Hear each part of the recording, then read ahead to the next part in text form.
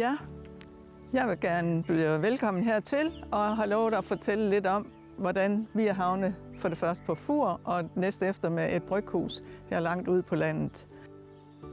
Mogens, min mand og jeg, vi kom til øen i 1981. Efter vi havde været her et par år, så fik vi mulighed for at leje jagten herude på det, der blev kaldt Knuden, og stadigvæk er kaldt Knuden. Der lå en meget faldefærdig bygning, fabrik, på det tidspunkt, og vi vidste egentlig heller ikke, hvad vi skulle bruge bygningen til.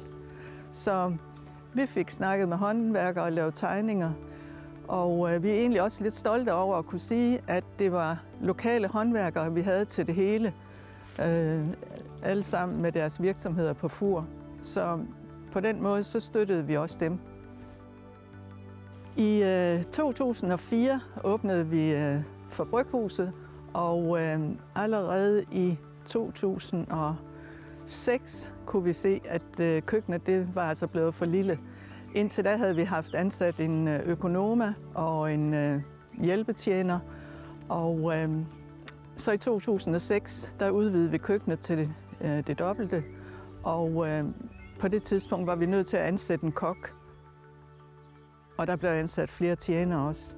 Desværre så har Mogens ikke været med hele vejen. I 2006 blev han ramt af kræft og døde i 2008, og der var han kun 57 år gammel. Men ved hjælp af dygtige medarbejdere er det lykkedes for os at komme videre. Jeg vil gerne sige tak for ordet, og så håber jeg, I får lyst til at sætte jer og nyde vores øl. Rigtig god tur rundt.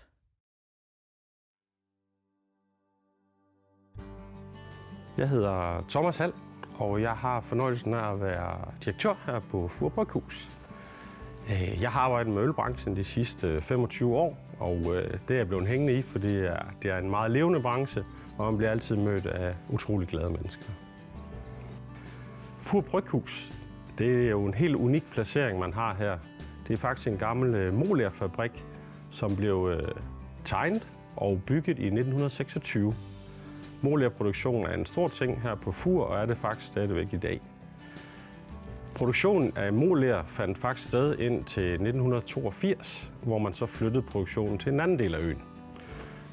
Så stod bygningerne faktisk tomme i 15 år, helt frem til 97. Der var man så heldig, at en forretningsmand, Mogens Fogh, og hans frue Mildred, de købte ejendommen og gik nogle år og tænkte over, hvad skal det her blive til? Og i 2003 besluttede man så faktisk, at der skulle bygges et mikrobryggeri her på Fur i de her eksisterende bygninger. En stor renovation gik i gang, og i 2004, 30. september, åbnede man så Fur Bryghus. Siden vi startede Fur Bryghus i 2004, har vi udviklet utrolig mange lækre øl. Det seneste, vi arbejder meget med, er de alkoholfrie varianter.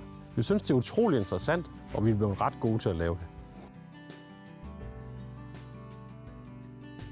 Mit navn er Kjeld Wang. Jeg er chefbrygger her på Fur Bryghus. Min daglige opgave er at overvåge brygningen. Udover det så holder jeg også øje med, at kvaliteten af øllet altid er det samme, og er også den, der står i spidsen for at udvikle de nye produkter her på stedet. Vi står herude i vores produktion. Det er her alt magien på Fur Bryghus sker. Det er også herude, at vores visioner bliver startet med, hvilke nye øl vi har lyst til at lave på stedet. Og der kommer der til at ske en hel del fremad med nye produkter og lidt af hvert. Så det bliver spændende. Hvad det lige nøjagtigt er, det er jo lidt svært at afsløre lige nu, men det skal I følge med, så ser I det senere. Siden vi åbnede Bryghus i 2004, har vi løbende udviklet vores forretning i flere ben. Det betyder, at vi i 2018 har bygget den her flotte sal, hvor vi kan holde koncerter med op til 400 gæster. I vores lækre lokaler her på Fur Bryghus, der har du mulighed for at holde dit bryllup, en fødselsdag, en konfirmation eller andre chancer, hvor du godt kunne tænke dig at samle de nærmeste og alle dem, du holder af. Vi tilbyder den helt store pakke, så du er meget velkommen.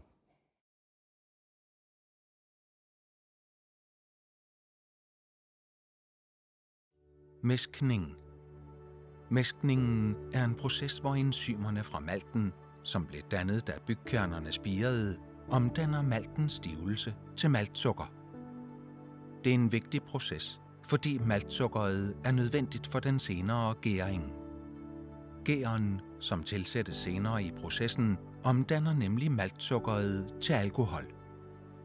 Mæskningen sættes i gang ved, at man knuser malten og tilsætter varmt vand. Når den knuste malt blandes med vand, trænger enzymer og stivelse ud og opløses i vandet, hvorved mæskningen går i gang. Det er vigtigt at knuse malten, så stivelsen i kernerne bedre kan opløses i vandet. Mæskningen foregår i nogle timer ved ca. 65 grader. Opløsningen, der kaldes mæsken, vil efterhånden begynde at ændre udseende. Urtseparering. Når mæskningen er færdig, skal mæsken, malt og vandmassen sies i et sigkar eller et mæskfilter. Efter signingen står man tilbage med 2 dele. En fast del, der kaldes masken, som blandt andet består af skallerne fra malten, og en flydende del, der kaldes urten. Det er urten, der skal bruges i den videre brygproces. Urten har en markant aroma, der er sødlig og brødagtig. Masken indeholder cellulose og protein og sælges til landbruget, der bruger det som foder til kvæg. Urtkogning.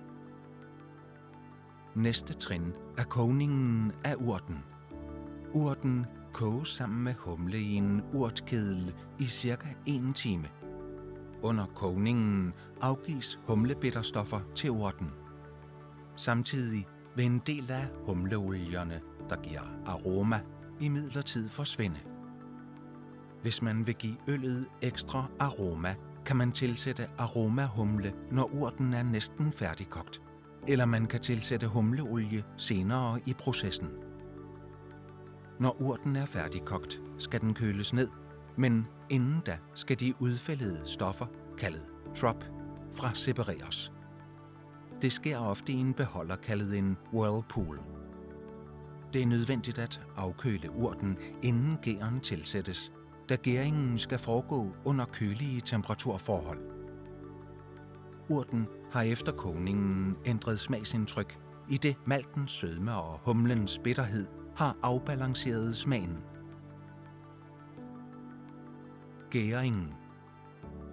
Når urten er nedkølet, tilsættes ølgæren, og urten overføres til gærkælderen, som er det procesafsnit på bryggeriet, hvor gæringen foregår. Før i tiden foregik gæringen i dybe kældre for at holde en lav temperatur. I dag bruger man avancerede kølingselementer på gæringstankene, så man kan styre temperaturen. I gæringstankene går gærcellerne i krig med maltsukkeret og omdanner det til alkohol og kulsyre. Gæringen varer normalt 5-8 dage og foregår ved forskellige temperaturer, afhængig af gærtypen. Lagring. Den færdiggærede øl skal nu lagre i kolde omgivelser, mellem 0 og 2 grader. Lagringstiden afhænger meget af gærtypen og øltypen, fra et par dage til flere måneder. Tapning. I forbindelse med aftapningen på flaske, dåse eller fustage, vil øllet normalt blive pasteuriseret, enten før, i forbindelse med eller efter tapning. Pasteuriseringen er en kortvarig opvarmning af øllet til en temperatur over 60 grader, hvorved man uskadeliggør uønskede bakterier og forlænger holdbarheden. Øllet er nu klar til at blive nyt, til maden eller til ren hygge. Skål!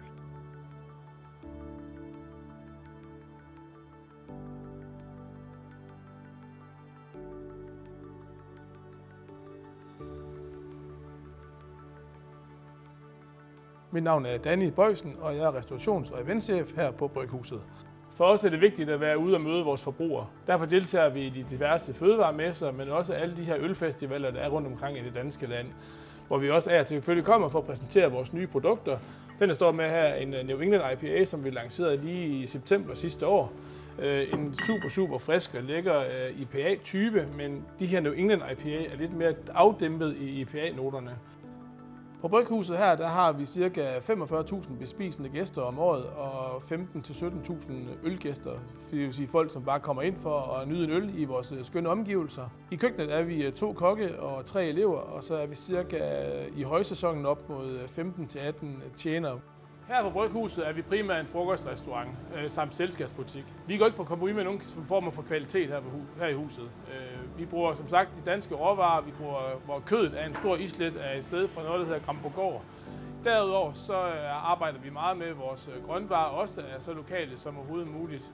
Der har vi en her på øen, der hedder Pias Sprøjtefri Grøn, hvor vi hen over sæsonen modtager alt, hvad hun kan producere af friske grøntsager hver evig eneste dag.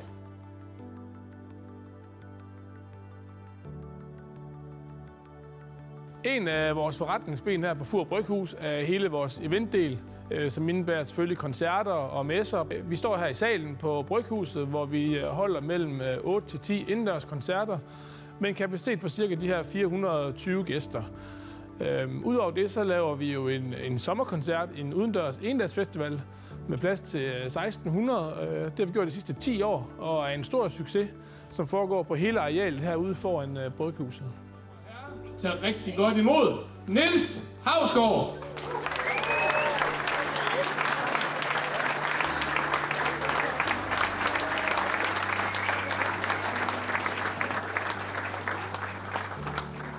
God aften. Jeg glæder mig til at komme. Det er mange år siden, jeg har været på Fur.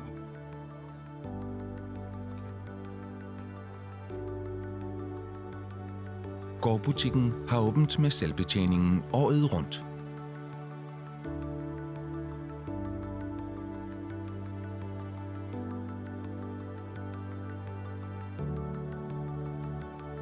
Fur Bryghus. Vi glæder os helt vildt til at se jer.